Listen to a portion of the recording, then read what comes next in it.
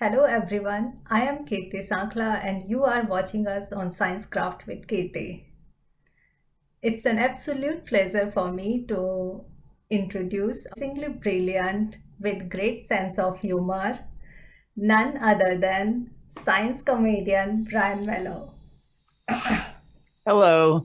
So I want to tell my audience that Brian and I met at the prestigious Lindau Nobel Laureate meeting in 2019 in Germany, where Brian interviewed me for the it was first interview for me. And today I am interviewing for the first time and it's again with Brian. And I'm so grateful for Oh, you, wow. Brian. So I'm the first person who has interviewed you, Yes. and I'm the first person that you're interviewing. Excellent. Yes. Wow. So I'm really grateful to you, Brian, that you agreed for this. And Sure. so when I saw you at the Lindau meeting, it was amazing. You nailed each and every interview. And since then, I have been following your work via your social media platforms, Facebook and Instagram and yeah, YouTube as well. I'm at Science Comedian on most things, YouTube and Instagram and everything. Yeah. Sciencecomedian.com. Yep. So I highly believe that we can learn a lot from you. So I want to introduce you to my audience as well, that you have been an amazing part of this scientific world. And so Bran has worked with NASA, JPL, the American Chemical Society, Sigma Xi, the Lindau Nobel Laureate Meeting, National Association of Science Writers, Apple, Dell, Microsoft, and many other platforms, also Time Magazine, and the radio show of the Neil deGrasse Tyson, and it's like a lot on all well-known platforms of science. So he's one of the best host or moderator I have ever seen. Brian writes scientific blogs and also, of course, he does science comedy. And we are going to learn a lot from Brian. And I'm grateful that you agreed to enlighten my audience, especially the youth of India. Excellent. Yeah, I hope I have something useful to say. yeah, of course. So let's start with the content of today's talk, the importance of science communication. So, doing comedy, science comedy, it's I find it quite complex. I think you really have good sense of humor and great sense of understanding science. And I have been watching your talks, and I think you do quite a good homework because sometimes you give a joke about physics, then next chemistry, next biology, and I'm like blown. It's amazing. So, how much efforts do you put for all these studies? Well, it's interesting. We had you'd asked me right before we started about my background because I'm not a scientist. So science was really one of my first loves. So from the time I was really young, I was curious and I loved science and science fiction with good science in it. And I thought about becoming a scientist, but in the end, I was also interested in writing, and I wrote songs with a friend, and I wrote all sorts Wow. of things. And so I wasn't sure about pursuing it as a career. And I actually got a liberal arts degree as an undergraduate at the University of Texas in Austin. Okay. And I was pre-med with it. I was pre-med, but I didn't want to go to medical school, I decided. And then after a year out, I went to graduate school in TV production and I learned video skills. But while I was doing that, I also discovered stand-up comedy and started doing it.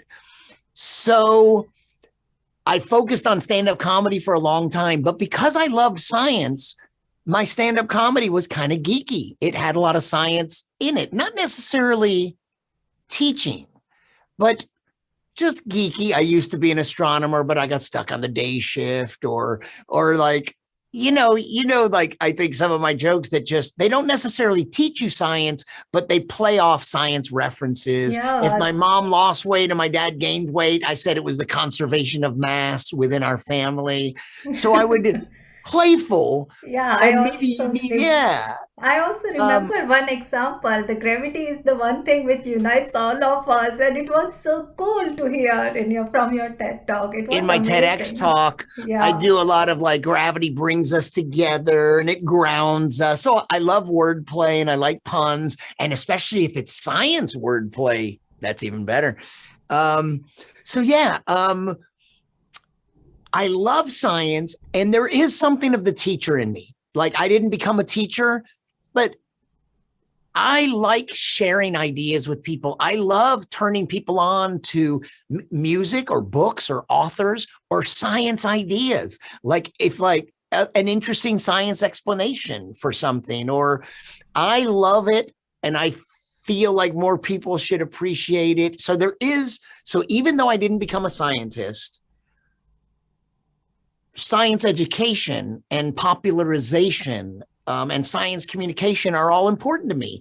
And as I've done it, because so it took me a long time to come up with the phrase science comedian. I was just doing comedy and there was a lot of science in it. And one day I came up with the phrase science comedian. And when I looked, sciencecomedian.com was available. This is like 12 years ago or 14, I don't Okay. know. So I was like, oh, science comedian. That describes what I already do. Well, once I started using that, sciencecomedian.com and at science comedian on all the social media, little advertising. Once I started doing that, then there was this expectation where, oh, you're a science comedian. So you teach kids about science using stand up comedy. And I was like, oh, no, that's not what I do. If you're a geek, I'll make you laugh. But there was, that's very different. And I wasn't setting out to teach, but then there was this expectation of me doing science communication. So I had a chance to make science videos with Time Magazine. And then Neil deGrasse Tyson found me. And then I ended up doing some audio pieces for his radio show, Star Talk Radio. And then I started people asked if I give communication talks. And that's become so I do all of these things now. I might make science videos or audio or appear on somebody's podcast or Thank make my you. own. I have projects coming up. I don't have anything Yeah. like to promote yet, but coming up, I intend to be doing a lot more science communication. But I've done it Okay. in audio and video. I blogged for Scientific American. After only being a freelancer, I ended up taking a job at a science museum in Raleigh, North Yes. Carolina. And I moved from San Francisco to Raleigh to come work in science communications at a museum from a stage, with helping scientists communicate from the stage and interviewing them on stage. So I stopped doing that and I'm back to being a freelancer. And then I would get something like, I have a great relationship with the Lindau Nobel Laureate meeting, where the first time they brought me in to perform at a meeting in maybe 2016, I think. But I was running around interviewing scientists for my own fun. And we developed a relationship where, hey, why don't you come back and interview scientists for us? And that's how I met you when you came in 2019. Yes. It was my job to run around and find some young scientists and some of the Nobel laureates too, but find the young scientists and ask them to do a live interview. And we Interview. did a live interview right onto the Facebook page for the meeting. And I just want to tell you that that video has already hit like 8.2 thousand views. Nice. So it's so we are doing science And it was really communication. fun. I don't remember what your question was. I've been talking a while. I don't even remember what you asked Okay, me. so I It ask wasn't you the about my next. background. Oh, it was about, is it important? Yeah.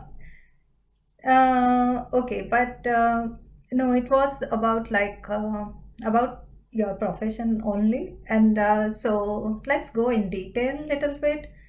So, of course, you make comedy. I mean, science and comedy, you put them together. So this is like this. You prepare these analogy of scientific phenomena.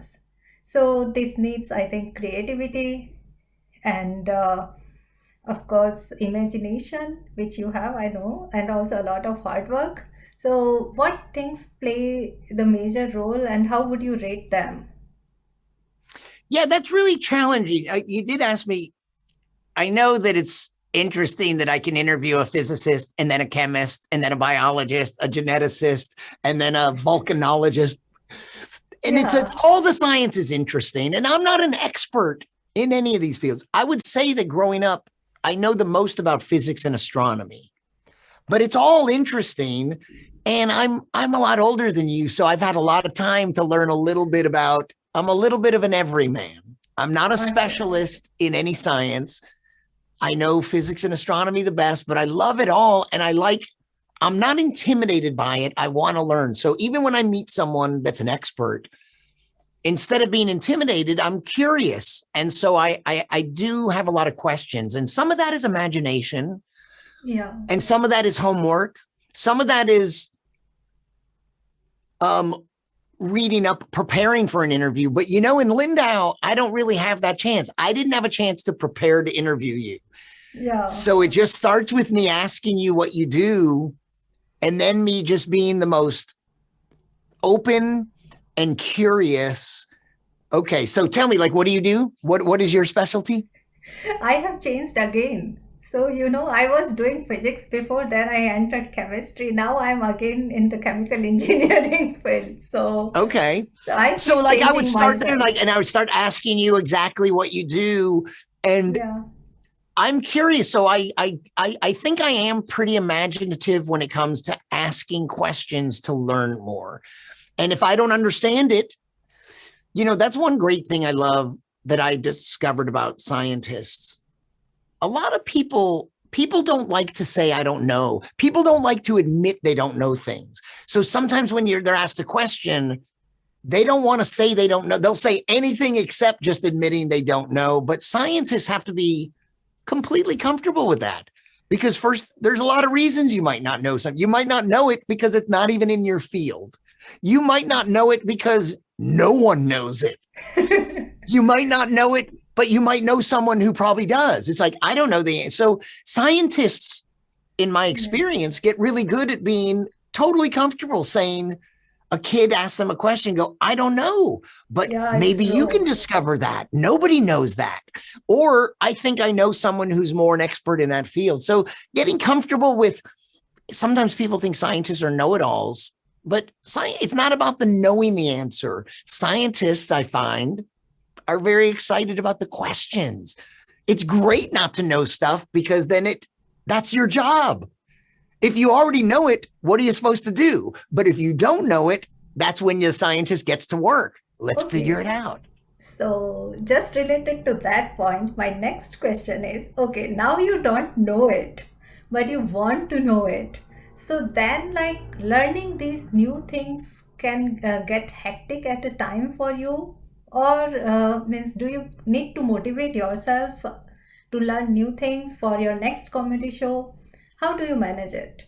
Okay. Because, For me as the science comedian, and so like right now, there's, like, I would say, three main parts to my career. And one is just being a stand-up comedian, being a science comedian, yeah, performing. And one is giving science communication talks to scientists and other science communicators to help them communicate. And then the third one would be making videos or audio and stuff. And a lot of time that involves me interviewing scientists, or maybe just talking about science without the interview. Me communicating science. So when it comes to the performing, you uh, know, so when it learning comes to me new, just being a yeah, comedian, I don't like politics that much. When it comes to the news, the science news is my favorite news. So I consume a lot of science news. I like to keep up with neat science. I don't, but I'm not a scientist. I'm more like regular other non-scientist people. I don't read research papers. I read science journalism. I read articles about discovery. You know what I mean? I read the popular new science news. I don't go directly to research papers. So Yeah, for us non-scientists, that's not necessary. That's a level of depth and it's hard to understand. So I consume a lot of science. I like to read science books and I like to listen to scientists, whether it's podcasts or the news. Sometimes that sparks an idea for a joke immediately, but other times that's just knowledge that goes into the back of my brain. And maybe later I'm talking to you and I have a funny thought, but it's based on something I learned a few weeks ago. You know what I mean? And then I make a funny joke. So I don't have, I can't tell you that I don't have a real rigid routine or formula. I'm curious and I learn a lot and it all goes in and I'm funny. I've been a yeah, comedian for like 30 years. You know, sometimes it yeah. sounds cocky, but after a while So you this go, is look, also a some of these question. jokes, yeah, some of the jokes, like if I tell you this joke, that my girlfriend was shorter than me. In fact, the first time I saw her, I thought she was farther away than she actually was. Yeah, That's a shortened version of ironic, yeah, shortened version of the short joke. But that joke almost never fails. I've yeah, told it 1,000 times to different audiences around the world, and they laugh 99.9% of the time. So at a certain point, you go, you can say what you want. You might not like me, but you can't convince me that joke isn't funny because it's proven itself. I have the yeah. data. That joke is funny, whether you think Even I am or not. Yeah. no, even I know because I heard that talk and people were laughing crazily. So yeah, So that joke, it's like, and a joke can fail because for any reason, and maybe it didn't work that time, but that joke works so often that you can sort of objectively say that's a funny joke. And I have so many of those after you do comedy for decades. I may not be rich and famous. That would be another measure that says no, you you must be are, funny because you look how well are. you've done. But I'm not. But I do know these jokes work, so they are funny, even if it sounds a little cocky. Also, though, you know the nature of the way thoughts kind of pop in your head. Sometimes a joke just pops into my head. Like that one is short enough that it popped in my head, and I was the first audience for it. I know that's funny because it made me laugh. And then I told you and you laughed, and it's like, oh, that's funny. So that's kind of an interesting thing about I'm Yeah. not choosing the word right now. I'm not choosing these words. I'm not choosing carefully each word I say. I'm just trying to say something to you. Where are these words coming from? They come when you're comfortable, stuff flows through you very nicely. And sometimes it comes out funny. And so part of my science communication message is about getting comfortable and relaxed so that you can be your best self. So if you're on stage or if you're in an interview, if you're nervous, you know how it is. At an interview, sometimes when you're trying to impress someone, a job interview, sometimes you're not your best self. But if you can relax and feel like you're amongst friends, then your best self, you're very eloquent and everything flows out of you. So the goal, if you're a scientist trying to communicate, I want you to try to get comfortable on stage or on camera as if you're with a friend and you can be yourself. And that's one of my core messages in science communication is to be yourself because people connect with humans. So yeah, I want to learn science from you, but I want you to be real and human and yourself and So passionate. yeah, so actually, like I have seen, means I am in this career for last 5.5 year or means it's almost 6 years now. So I have seen that, yeah, scientists do have a sense of humor. At times they are grumpy. But but the thing is, when it comes to the public platform, they somehow fear of speaking in public, even if it is their like the main research or something. It's not easy or convenient for them to just go to the stage and speak up. until like you are really a professor, or then they are like quite habitual of speaking with students every day. But like researchers, early career researchers, it's really hard, and I also find it hard for myself. But I'm improving myself every day, and I want to take it as a challenge, so that's why I started this YouTube channel. And yeah, so like we do science for well-being of mankind, but I think you took it even further for the well-being of mankind, you with your humor.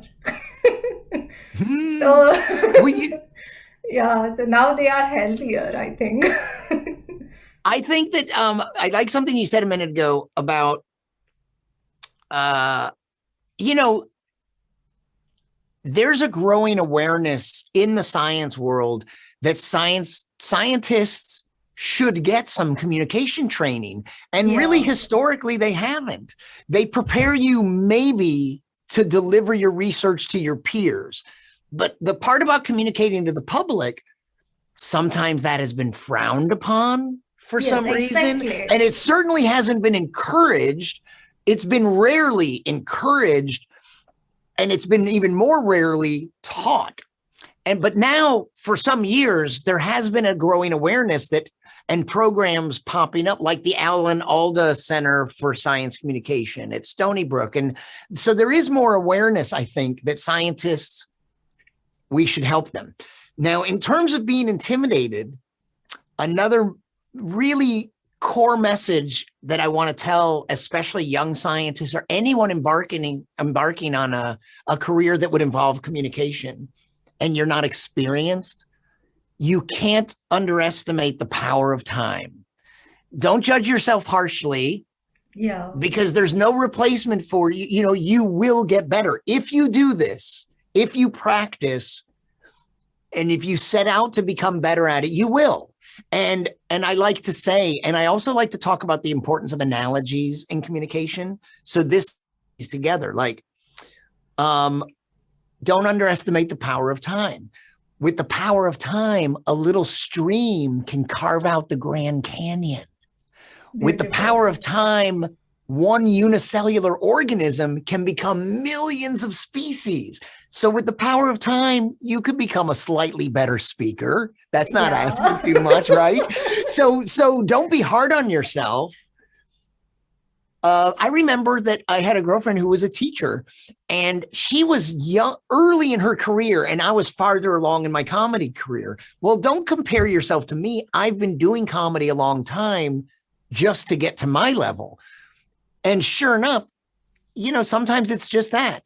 Keep doing what you're doing, and you'll see 5 years from now, you'll be better. 10 years from now, you'll be better. You got to take the long view in the power of time. So if you want to get better at it, doing more of it, finding opportunities to speak to groups, or taking an opportunity to explain to a friend or someone you met what you do.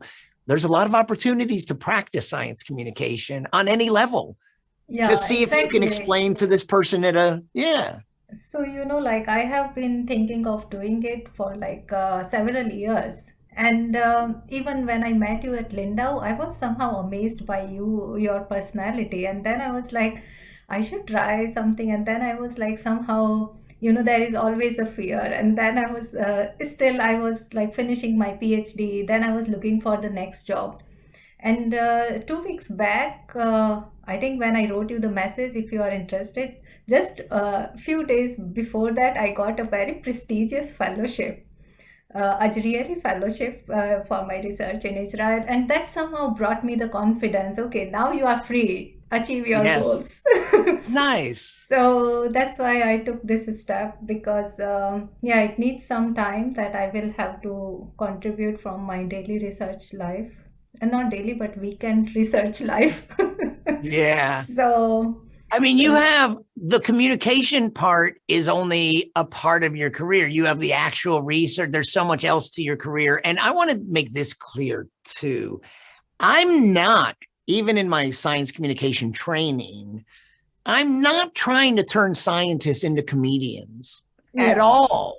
And when you're talking to an audience, I'm a comedian. the only obligation is I need to make the audience laugh. That's the only thing I have to do. But you have to communicate something. If you're a scientist on stage, you're not there to make them laugh. You're there to communicate something. So I certainly don't want to turn a scientist into a comedian. If anything, the direction I want to like point you towards is using some humor as a tool, and some ways are kind of easy. And a lot of it, again, has to do with being yourself, because some humor will just emerge if you can be yourself, if you can be your best self on stage. Something, you'll make little off the cuff comments, and you'll just in the best frame of mind to maybe say something casual and funny. And then there's things like you can use funny slides. You could be, I don't want to tell you to tell jokes. I'm not, you're not, I don't want you up there telling jokes. But what if you're saying something serious, but there's kind of a humorous visual going on along with it? That's an easy kind of low risk. A funny quotation. I'll sometimes quote Isaac Asimov, for instance, like the most exciting phrase to hear in science, the one that heralds new discoveries, is not eureka, but that's funny. And that's a launching point for me to talk about the process of science and the process of comedy. So sometimes a quotation, that's a low risk way to be funny, because you're not trying to be funny. You're quoting something that is funny. It's funny. So like a quote that's relevant, it has to be relevant.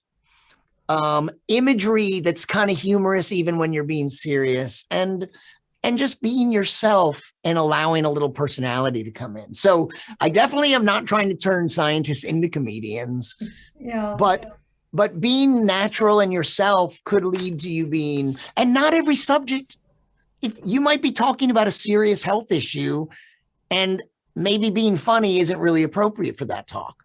That's fine. You can still be real and human. Everything doesn't have to be funny, and please stay away from religious subjects, religion and politics, and anything to do with sex and men and women. Just don't try. Those are for professionals. Leave those to the professionals. And it's not even that. Even professionals stay away from certain topics at certain kinds of events. So depending on where you're speaking, you don't need to touch on those subjects. And so I don't have a very mean sense of humor. It's kind of silly. And so I don't think most of my jokes, there's not. One time someone was going to hire me and they were like, "Oh, well, you're not going to make fun of our scientists, are you?" And I was like, "Oh, see, I don't make fun of scientists, really. I don't mock," but you go, "Oh, he's a comedian. He mocks things." That's not, but I don't. People and scientists are not the butts of my jokes. I don't understand. They're just silly. Like those couple I told you, or, but they're not at someone's expense. I don't have a very mean sense of humor. I mean, I can a little bit, but maybe on stage, I don't have a mean sense of humor. And I don't mock science. I celebrate science, and I bring humor, but it's not at the I'm not making fun of science or scientists. So you are completely working for well-being of society. So that's exactly. I'm pretty noble. Where's my award? Where's my Nobel Prize? I don't know if but it is, maybe it's not as noble as that, but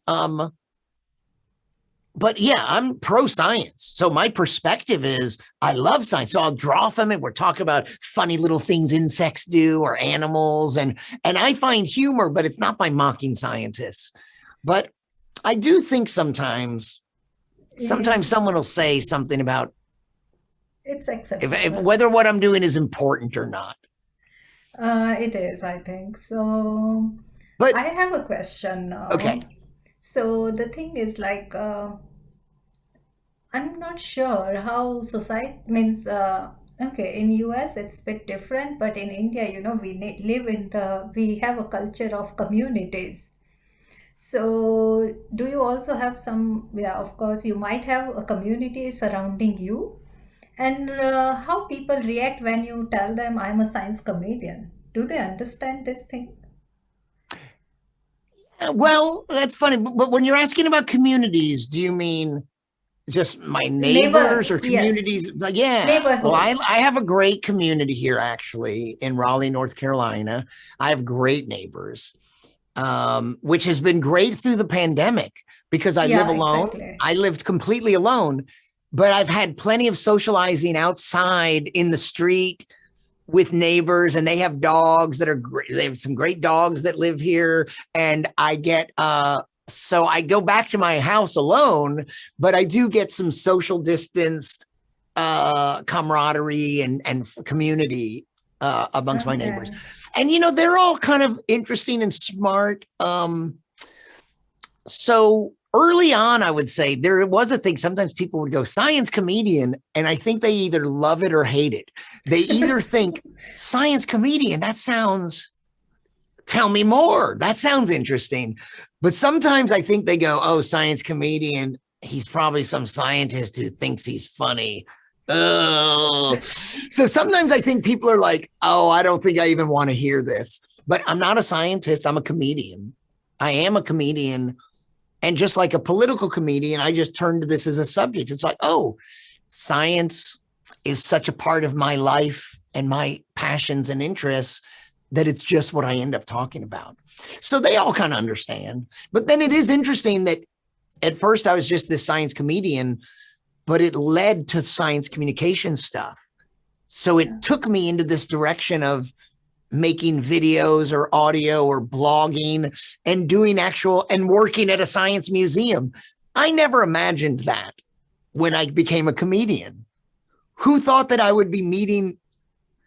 How could I have imagined?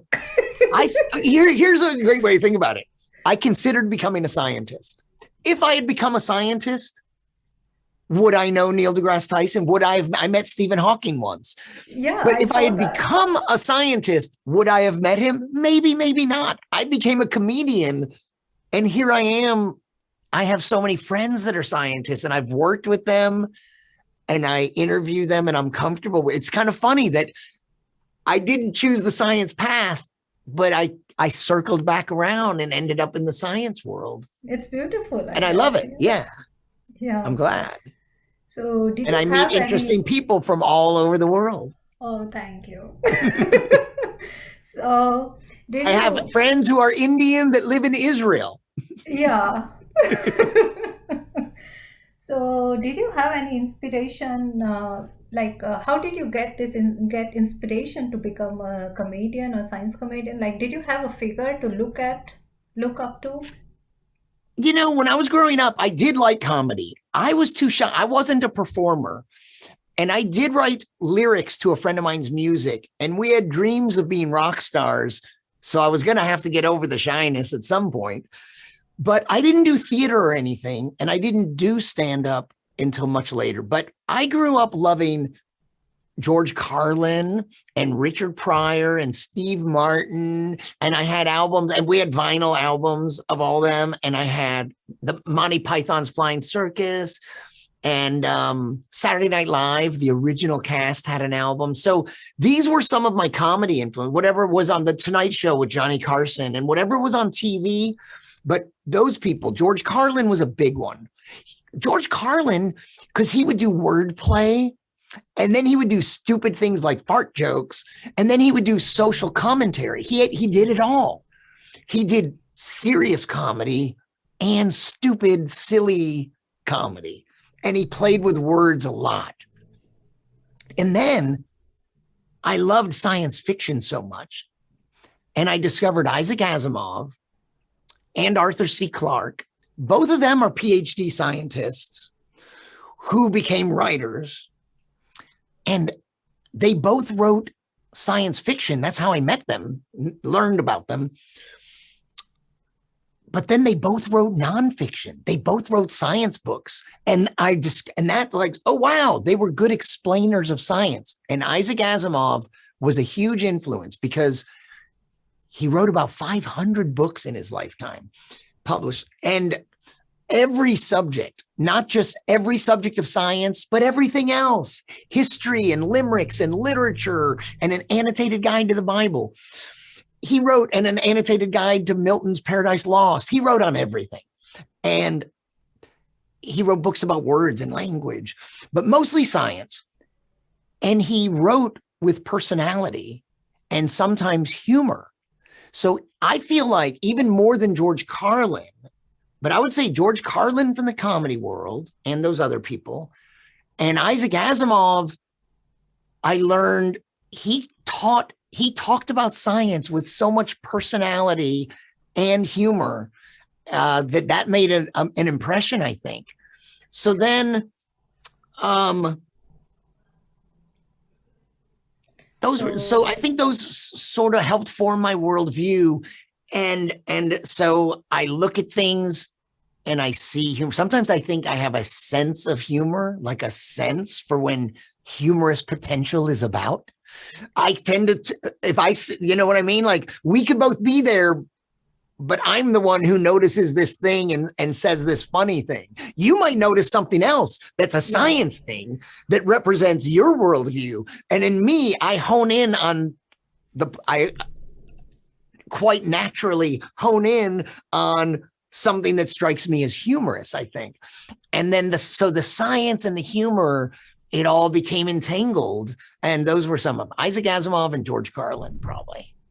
Okay. So I think now I'm going to my last question. And did we do this whole, yeah.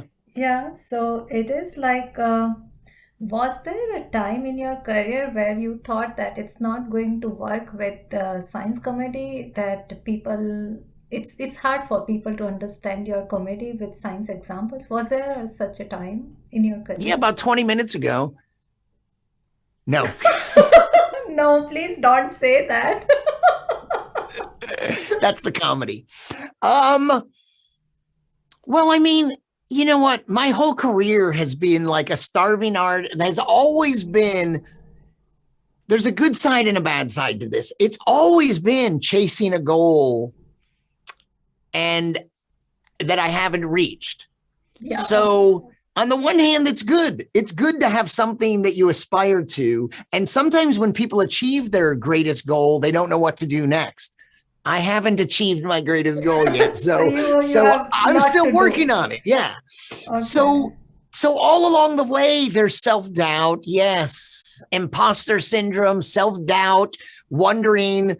But I mean, at the core of it though, my career has become all these threads that are really things.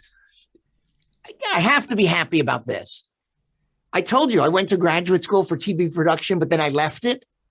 But it came back. Everything came back. The interest in humor, science, and video and writing. So I was writing, science, communicating, being funny, and using cameras and video and tech skills. All of that combines to where I am. So in this sense, I'm not content with where I am yet. I hope to achieve more. Yeah, much more. I know you will. But I really am pleased that I'm on the right path, like that what I'm doing is very much me, that I found everything feels right in terms of that. I just need to do more of it and succeed more with it and keep doing it. Okay, a very easy question. What are Brian's hobbies? Really, I want to do more of this. And interestingly, I'm just as passionate about the science communication stuff as the comedy. Exactly. I love performing, but I love giving my talks to scientists, which, you know, who am I to tell scientists how to communicate?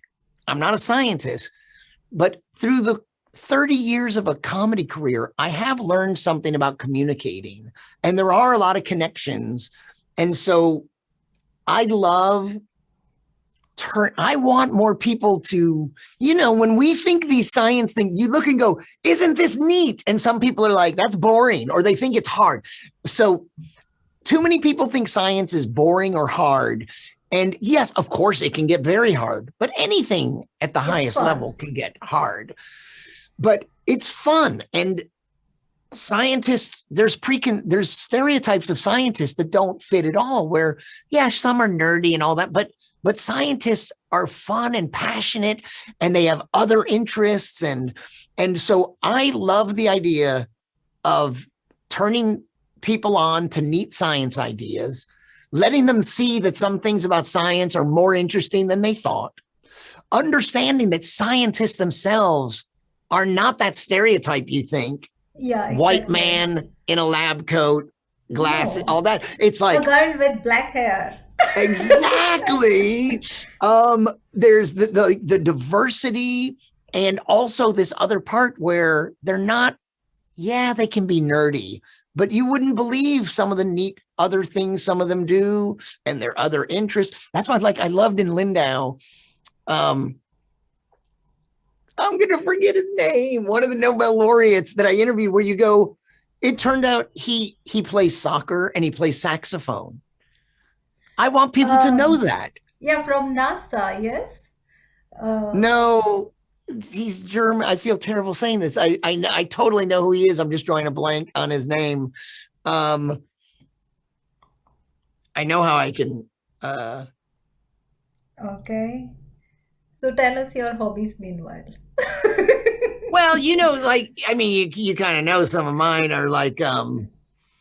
Driving your car.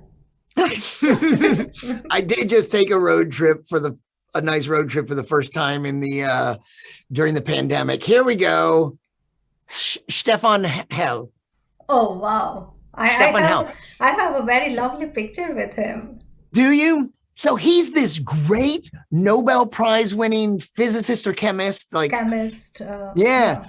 and quite brilliant and interesting. And he can seem very serious, but Fluorescent microscopy. He got Nobel Prize for yes, fluorescent microscopy yes. just 2 years back, I guess. Yeah. And 17. so I think the first time I met him and we sat down to talk, I thought he was very straight and very serious and we're very calm.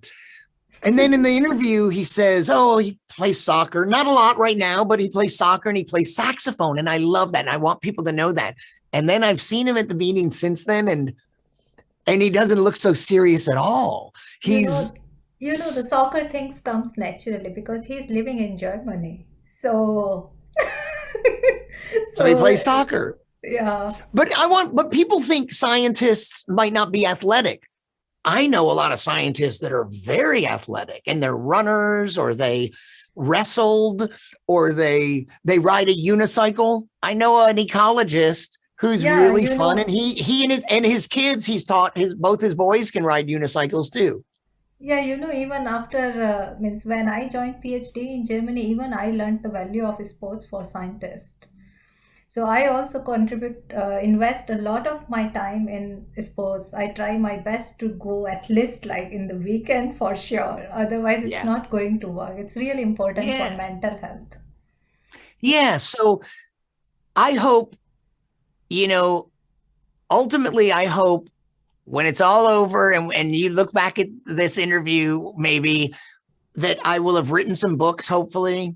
I've been a little Yes. slow out the gate on that. So many people I know have written books. I'd like to write some stuff that communicates science in a colorful way that's funny and poetic.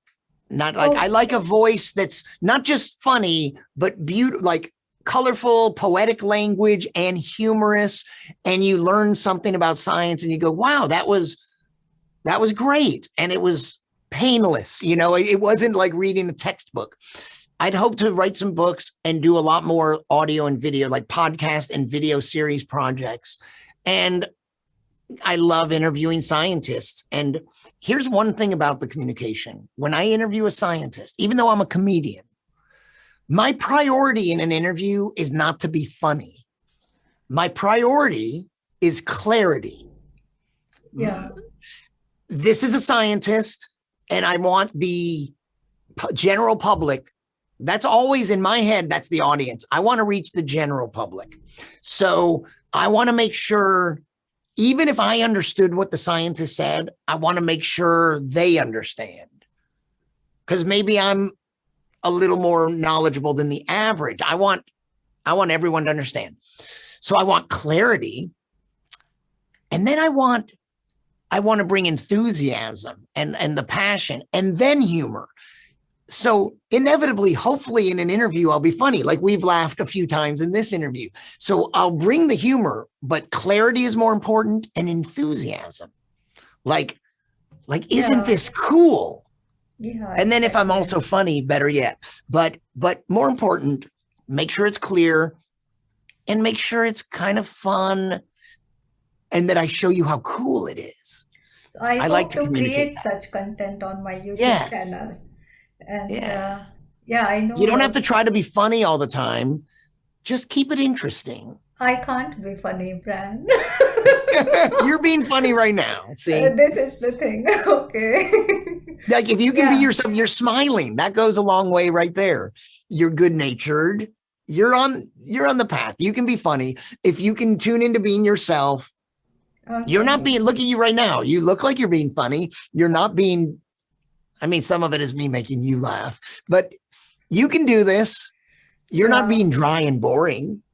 Yeah. Thank you. So, Bran, I think I am quite enlightened. What should I do with on my YouTube channel? Which type of content I should make, and how much creativity, enthusiasm, innovation, and yeah, the ideas I should put on in my videos. And I'm really grateful that you accepted my invitation, and I'm sure that people in India and around the globe, whoever is watching our video, would get some information from it, and I hope so. Thank you for yeah, asking. yeah. So thank you so much, and hopefully we will meet again soon somewhere Yes, around the globe. somewhere. Yeah.